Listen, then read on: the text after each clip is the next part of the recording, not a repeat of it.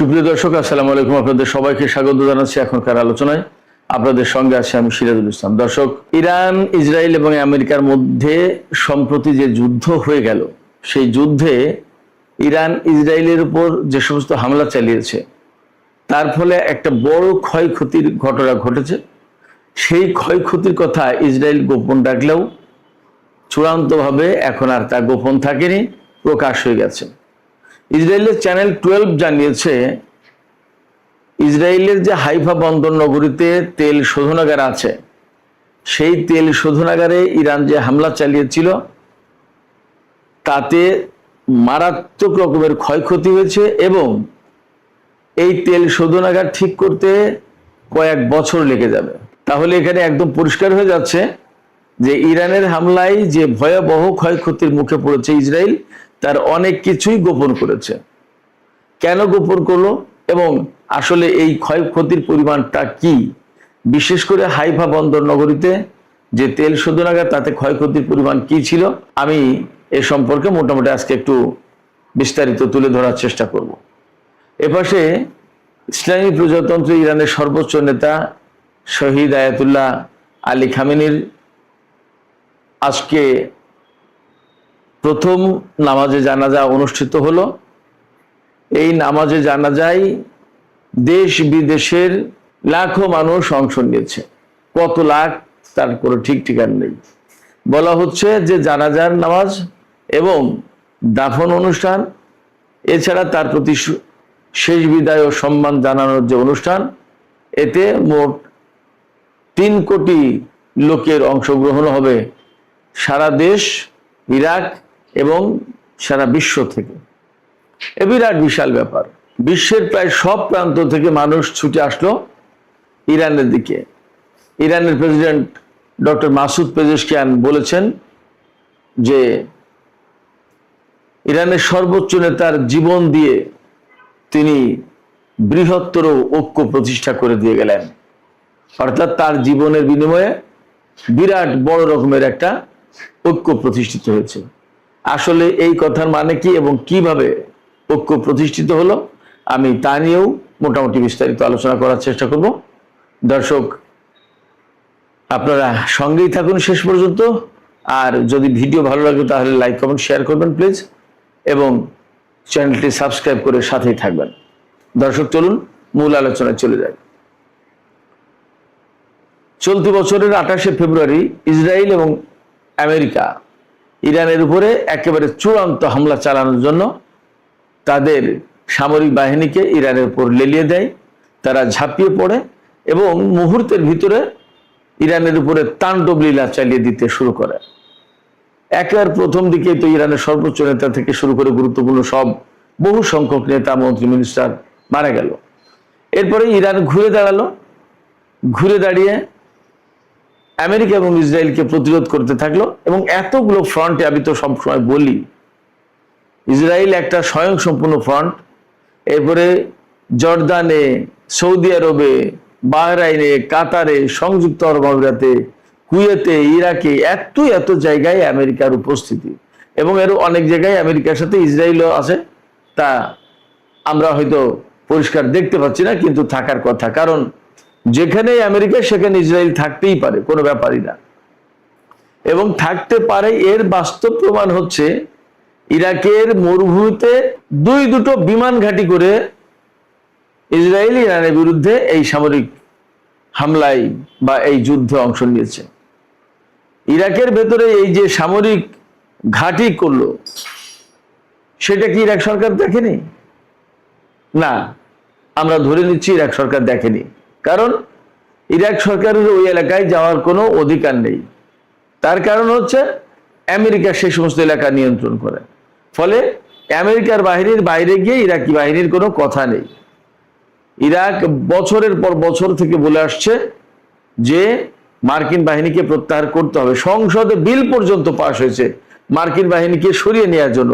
এখনো আমেরিকা সরাচ্ছে না, জোর করে সেখানে ধরে রেখেছে, মোতায়েন করে রেখেছে। তো এই যে আমেরিকা এবং ইসরায়েলের বিভিন্ন ঘাঁটির বিরুদ্ধে, বিভিন্ন স্থাপনার বিরুদ্ধে যুদ্ধ করছিল ইরান, এক পর্যায়ে ইসরায়েল যখন ইরানের তেল শোধনাগার এবং এরকম গুরুত্বপূর্ণ কিছু জ্বালানি স্থাপনায় হামলা চালায়, তখন ইরানও ইসরায়েলের হাইফা বন্দর নগরীর তেল শোধনাগারে হামলা চালায়। এই হামলার ফলে হাইফা বন্দর নগরীর গুরুত্বপূর্ণ একটি তেল শোধনাগার, যেটা বাজান কোম্পানি নিয়ন্ত্রণ করে বা পরিচালনা করে, এই কোম্পানির একটা তেল সংরক্ষণ ট্যাঙ্কারে ইরান হামলা চালিয়েছিল, যার প্রেক্ষাপটে ব্যাপক ক্ষয়ক্ষতি হয়েছে। প্রথম দিকে ইসরায়েল ক্ষয়ক্ষতির পরিমাণ খুব সামান্য বলেছিল। দখলদার সরকারের পক্ষ থেকে বলা হয়েছিল যে সামান্যই ক্ষতি হয়েছে, এটা ঠিক করে ফেলা যাবে এবং তেলের উৎপাদন, কার্যক্রম, বন্টন সমস্ত সবকিছু ঠিকঠাক আছে। কিন্তু পরে আস্তে আস্তে ধীরে ধীরে দেখা যায়, টাইমস অফ ইসরায়েল খবর দিয়েছে এবং চ্যানেল 12 তো খবর দিলই, এই দুটো মিডিয়া খবর দিচ্ছে যে এই বাজান কোম্পানি পরিচালিত তেল শোধনাগারে এত ক্ষয়ক্ষতি হয়েছে যে 2028 সাল পর্যন্ত লাগবে এটা ঠিক করতে। সেটা তো ঠিক নেই, ঠিক করতেও লাগবে 2028 সাল, তারপর 2026, 27, 28, 2 থেকে 3 বছর লাগবে একটা তেল শোধনাগার ঠিক করতে। তার মানে তার আর আছে কি, একেবারেই তো শেষ বলা যায়। এই তেল শোধনাগার এত গুরুত্বপূর্ণ কেন? প্রতিদিন এই শোধনাগার থেকে 26,000 টন তেল পরিশোধন করা যায়, প্রক্রিয়াজাত করা যায়, এবং বছরে এই তেল শোধনাগার থেকে 98 লাখ টন তেল প্রক্রিয়াকরণ করা হয়। এই তেল শোধনাগারে হামলার পরে ইসরায়েলের তেল মন্ত্রী এলি কোহেন তিনি বলেছিলেন ক্ষয়ক্ষতির পরিমাণ খুব সামান্য, এবং এই বাজান কোম্পানি তেল আবিব স্টক এক্সচেঞ্জে পাঠানো প্রতিবেদনে বলেছিল শোধনাগারের একটি ডিস্টিলেট ট্যাঙ্কের ছাদে কেবল কিছু ক্ষয়ক্ষতি হয়েছে, এছাড়া বড় কোনো গুরুতর ক্ষয়ক্ষতি হয়নি, উল্লেখযোগ্য কোনো ক্ষয়ক্ষতি হয়নি। বাজান কোম্পানি হচ্ছে ব্রিটিশ আমলে নির্মিত একটা কোম্পানি। তারা ইসরায়েল প্রতিষ্ঠার আগেই বা ইসরায়েল প্রতিষ্ঠার প্রথম দিকে সেখানে এই সমস্ত কোম্পানি পরিচালনা করত। ধীরে ধীরে যখন ইসরায়েল শক্তিশালী হয়ে উঠেছে, তার অবস্থান সুসংহত, দৃঢ় এবং জোরালো যখন করতে পারে, তখন ব্রিটিশ আস্তে করে চলে গেছে। ইসরায়েলকে প্রতিষ্ঠা করে দেওয়ার বা ইসরায়েলকে শক্তিশালী করার পেছনে প্রথম দিকে আমেরিকার চেয়ে ব্রিটিশ সরকারের কিন্তু অনেক বেশি ভূমিকা ছিল, কারণ তখন প্রধান পরাশক্তি ব্রিটেন। এই বছরে 40 দিনের আর গত বছরে বিশেষ করে যে 12 দিনের যুদ্ধ জুন মাসে হয়েছিল, এই দুই সময়ে ইসরায়েলের ভেতরে আসলে ইরানের হামলায় বড় বড় ক্ষয়ক্ষতি হয়েছে। সেই ক্ষয়ক্ষতির কয়েকটা গুরুত্বপূর্ণ স্থাপনা আমি আপনাদের সামনে তুলে ধরি, তাহলে বুঝতে পারবো যে ক্ষয়ক্ষতির পরিমাণটা বা কতটা গুরুত্বপূর্ণ স্পর্শকাতর জায়গায় ইরান হামলা চালাতে পেরেছে। যেমন তেল আবিবের কিরিয়া সামরিক কমপ্লেক্সে হামলা চালিয়েছে ইরান, এরপরে ওয়াইজম্যান ইনস্টিটিউশনে হামলা চালিয়েছে এবং সেটা তো একদম গুড়িয়ে গেছে। 50 বছরে তিলে তিলে গড়ে তুলেছিল এই গবেষণাগার, এইটাকে বলা হয় ইসরায়েলের লাইফ লাইন, সেইটা ধ্বংস হয়ে গেছে। এরপরে ইসরায়েলের প্রত্যেকটা বিমান ঘাঁটিতে ইরান তখন হামলা চালিয়েছে, কিন্তু তার ভেতরে নেভাটিম এয়ারবেস, যেটা এখানে ইরান ব্যাপক হামলা চালিয়েছে এবং সেখানে বড় রকমের ক্ষয়ক্ষতি হয়েছে। বড় রকমের ক্ষয়ক্ষতি, কোনো সাধারণ ক্ষয়ক্ষতি না। এই নেভাটিম এয়ারবেসে কিন্তু F-35 বিমান রাখা হতো। আর হাইফা বন্দরের তেল শোধনাগার থেকে শুরু করে আরো গুরুত্বপূর্ণ বেশ কিছু স্থাপনা ধ্বংস হয়েছে, একেবারে মাটির সাথে মিশে গেছে কোনোটা। এছাড়া সম্প্রতি টাইমস অফ ইসরায়েল জানিয়েছে ইসরায়েলের যে রামাত ডেভিড এয়ারপোর্ট, সেই এয়ারপোর্টে হ্যাঙ্গারে রাখা বিমান ছিল, সেই হ্যাঙ্গারে হামলা চালিয়েছে। তার মানে সেখানে বেশ কিছু বিমান ক্ষতিগ্রস্ত হতে পারে। এখন এখানে প্রশ্ন আসছে বা প্রশ্ন আসতেই পারে যে ইসরায়েলের এই যে ক্ষয়ক্ষতি কেন তারা গোপন রাখার চেষ্টা করলো? প্রথম এবং প্রধান কারণ হচ্ছে ইরানের হামলায় যদি ইসরায়েল বা আমেরিকার মতো শক্তির বিমান ঘাঁটি বা সামরিক ঘাঁটি বা বিমান বা ক্ষেপণাস্ত্র স্থাপনা বা রেডার সিস্টেম এগুলো ক্ষয়ক্ষতি হয়ে যায় বা তেল স্থাপনা, তখন তাদের মান সম্মানে লাগে। এটা হলো প্রথম কথা। দ্বিতীয় কথা, তাদের সামরিক প্রাধান্য প্রশ্নের মুখে পড়ে। তৃতীয় কথা, তাদের সামরিক প্রাধান্য প্রশ্নের মুখে পড়ার পাশাপাশি তাদের যে সামরিক শক্তি, তাদের যে অস্ত্রের শক্তি, এইগুলো নিয়েও প্রশ্ন ওঠে। স্বাভাবিকভাবে প্রশ্ন ওঠে যে তাহলে ইরানের অস্ত্রের কাছে ইসরায়েল এবং আমেরিকার অস্ত্র কি পারছে না? তাইলে আমেরিকার চেয়ে ইসরায়েলের চেয়ে কি ইরানের অস্ত্র বেশি পাওয়ারফুল বা বেশি কার্যকরী, এই প্রশ্ন কিন্তু আসে। তখন তাদের অস্ত্রের বাজার, তাদের রাজনীতির বাজার, তাদের অর্থনীতির বাজার, তাদের কূটনীতির অঙ্গন সবগুলো ক্ষতিগ্রস্ত হয়। এই জন্য তারা সবসময় গোপন রাখার চেষ্টা করছে। আমরা দেখেছি ডোনাল্ড ট্রাম্প বারবার বলছেন তাদের তেমন কোনো ক্ষয়ক্ষতি নেই, সবকিছু ঠিক আছে, ইরান সব ধ্বংস হয়ে গেছে। কিন্তু পরবর্তীতে আমরা দেখছি এখন তো প্রায় দিন বিভিন্নভাবে রিপোর্ট আসছে খোদ মার্কিন গণমাধ্যমে যে ইরানের হামলায় মারাত্মকভাবে ক্ষতিগ্রস্ত হয়েছে মার্কিন ঘাঁটিগুলো, মার্কিন বিমান, মার্কিন ড্রোন ইত্যাদি ইত্যাদি। এবং জেরাল্ড আর ফোর্ড যেটা, সেটাও নাকি ইরানের হামলায় ক্ষতিগ্রস্ত হয়ে এখন কানা খোড়া হয়ে এক সারাইখানায় আছে, যেখানে ঠিকঠাক করা হচ্ছে। যাই হোক সুপ্রিয় দর্শক, এবার আমি ইরানের শহীদ সর্বোচ্চ নেতা আয়াতুল্লাহ আলী খামেনির জানাজা প্রসঙ্গে কথা বলি একটু।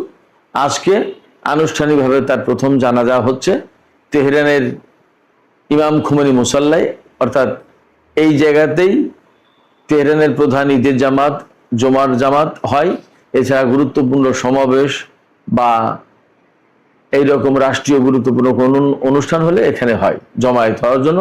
বিরাট বড় বিশাল জায়গা, বিরাট এরিয়া, তাতে লোকজনের সমাবেশ করা সহজ হয়। কিন্তু ইরানের আজকে যে জানাজার অনুষ্ঠান হচ্ছে এবং তাতে যে সর্বস্তরের মানুষ অংশ নিচ্ছে, তাতে ওই মোসাল্লার ভিতরে না, মোসাল্লা থেকে শুরু করে খিয়াবানে বালিয়াস, এনকলাব, তারপরে আরো বিভিন্ন জায়গায় চলে যাচ্ছে, রাস্তা ধরে লম্বা করে। ইরানে তো সবকিছু বন্ধ, তো সেই জায়গা থেকে মানে মানুষের যে ঢল নেমেছে সেটা হেলিকপ্টারে করে দেখাচ্ছে। ইরানের রাষ্ট্রীয় সম্প্রসারণ সংস্থা যেটা IRIB, তারা হেলিকপ্টারে করে এই জানাজার অনুষ্ঠান দেখাচ্ছে, কত লোক কোথায় কিভাবে জানাজার জন্য এসেছেন। আজকের এই জানাজায় আলী খামেনির সম্ভবত 3 ছেলে যোগ দিয়েছেন, তাদের ভিডিও ফুটেজ আমি দেখলাম। আর যিনি সর্বোচ্চ নেতা তিনি তো অসুস্থ, তিনি নিরাপত্তাজনিত কারণে হয়তো প্রকাশ্যে আসছেন না, হয়তো পরে সময় করে তিনি জনসমক্ষে আসবেন, এখনই না, কারণ এখন নিরাপত্তার প্রশ্ন আছে, নিরাপত্তা নিয়ে কিছুটা হলেও শঙ্কা আছে। এই সর্বস্তরের মানুষ তারা কান্নাকাটি করছে, বুক চাপড়াচ্ছে, আর্তনাদ করছে, দোয়া করছে সর্বোচ্চ নেতার জন্য। সমাজের সব ধরনের, সব শ্রেণী পেশার, সব বয়সের মানুষ, ধর্ম সম্প্রদায় নির্বিশেষে মানুষ তার এই জানাজা অনুষ্ঠানে, শেষ বিদায় অনুষ্ঠানে অংশ নিচ্ছে। মানে বিরাট এক ব্যাপার সারা বিশ্ব থেকে। এই প্রেক্ষাপটে ইরানের প্রেসিডেন্ট মাসুদ পেজেশকিয়ান বলেছেন যে ইরানের সর্বোচ্চ নেতার জীবনের বিনিময়ে, রক্তের বিনিময়ে ইসলামী বিশ্বে, বিশেষ করে মুসলিম উম্মার ভিতরে এমন এক ঐক্য প্রতিষ্ঠা হয়েছে বা হচ্ছে যেটা এর আগে কখনো ছিল না। আমরা দেখেছি আফগানিস্তানের তালেবান সরকারের মন্ত্রীরা এই অনুষ্ঠানে গেছেন।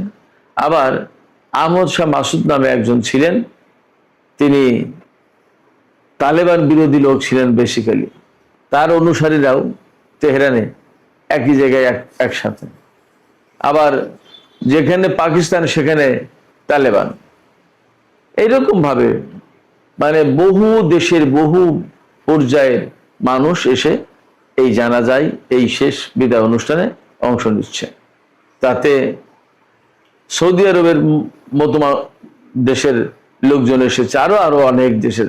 সৌদি আরবের ব্যাপারে কথা শুনেছি যে প্রথমে ইরান তাদেরকে দাওয়াত দেয়নি, এই কারণে যে দাওয়াত দিলে আসবে কি আসবে না তার কোনো নিশ্চয়তা নেই। কারণ এই যুদ্ধের সময় সৌদি আরবের বিভিন্ন ঘাঁটিতে তো ইরান হামলা চালিয়েছে, কিন্তু তারপরেও দেখা গেল যে সৌদি আরবের একটা প্রতিনিধি দল সর্বোচ্চ নেতার প্রতি সম্মান জানাতে তেহরানে উপস্থিত হয়েছে।